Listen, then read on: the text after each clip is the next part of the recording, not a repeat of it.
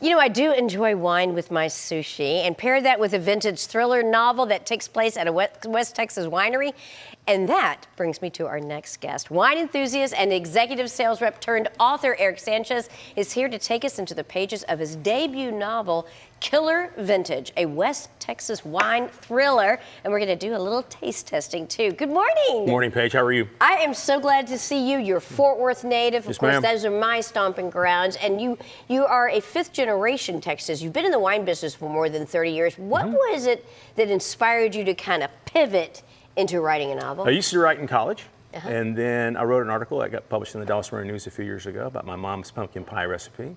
But I've always wanted to have a story to write. And, you know, people always say that I have a book, I need to write it, and so finally I went down and finally started writing it. That's fantastic. And Killer Vintage, it's not on the shelves yet, but it's going to be on the shelves, what, tomorrow? Tomorrow. Well, yeah, we're open nationwide release tomorrow. That is fantastic. All right, so now what you've been able to do so successfully is that you've been able to kind of blend your knowledge of winemaking into the storyline, and you also have a lot of really fun 90s pop references. Yeah. Tell me a little bit about the book. So the book is about a tour guide, and he quits his lifeguarding job, becomes a wine tour guide. Because that's what you do. Because it's what you do in college, course, right? Of course. And as he begins to work at the winery, he begins to discover things are, hey, that's something that's odd.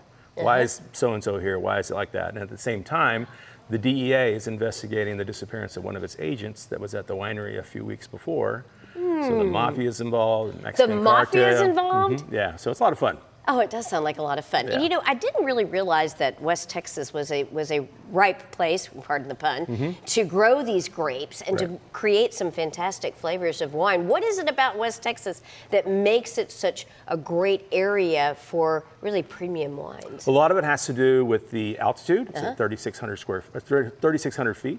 And then also the diurnal swings, so it gets hot during the day, cool at night. So those rapid swings back and forth help the grapes grow.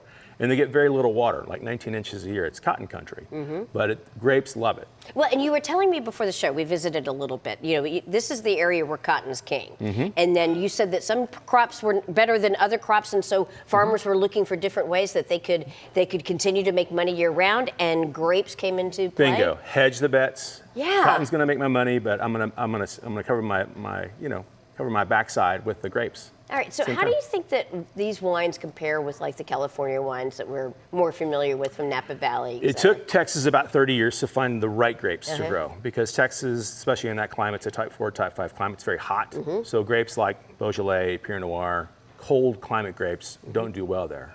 But grapes like Tempranillo, Shiraz, Mourvedre, the ones you find in Spain or in the south of France, hot climates, they do well there. Texas Tempranillo does really well in Texas. I'm really excited, and I'm looking forward to tasting some of these because I get an opportunity to taste these. Of course, I want to say, before we go any further, to definitely drink responsibly. I will not be driving or doing any major working with machinery after this.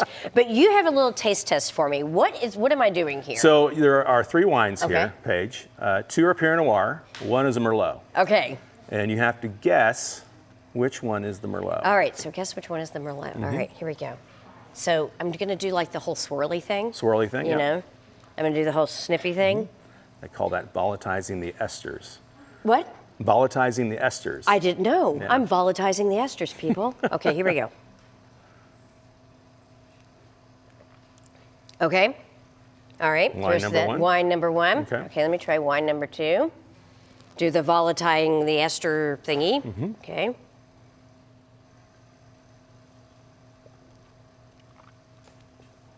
Okay.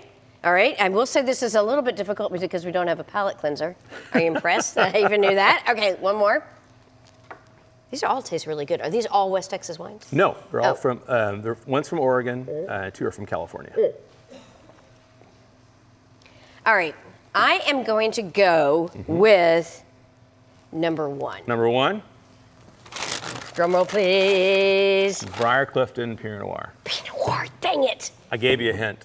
Oh, you did? On the GMT M, M is from Merlot. Oh, I should have known. See how sneaky you are? No. And then La Crema from Willamette. That's the one from Oregon. Okay, all right. Well, they all are flavorful. And so let's talk a little bit more about the book itself. What are you hoping that readers are going to get out of the book? A good knowledge about the wine industry in terms of the perspective if you go on a tour. What's that tank? What's that there? How it's made. Right. Rex Pickett did a great book and went sideways when it came out, but he's more region focused. This is more on the production side. Who is Rex? Rex Pickett, he's the one who did Sideways. Okay, Sideways. All right, gotcha. Mhm. All right, cool. And then also too, it's a 90s throwback. Yeah. I mean, we all remember getting up. I have a 5-handle at my age, right? So I remember going up to turn the knob on the TV and putting the VHS tape in, you know, making a phone call with that clear trim line phone. Looking like, I love all those. Definitely watching some Friends, you know it all. Tuning into the O.J. Simpson trial, it's all there. Well, thank you so much, I appreciate it. Where can people find out more about the book and where can we buy it? So the release is at Fogo de Chão in Plano. Now some people around there call it Chow, but it's actually Portuguese, so it's Fogo de Chão in Plano. The book signing will be from 4 to 6 tomorrow. Perfect. Thanks again. Everybody. That was fun. Thank you, Paige.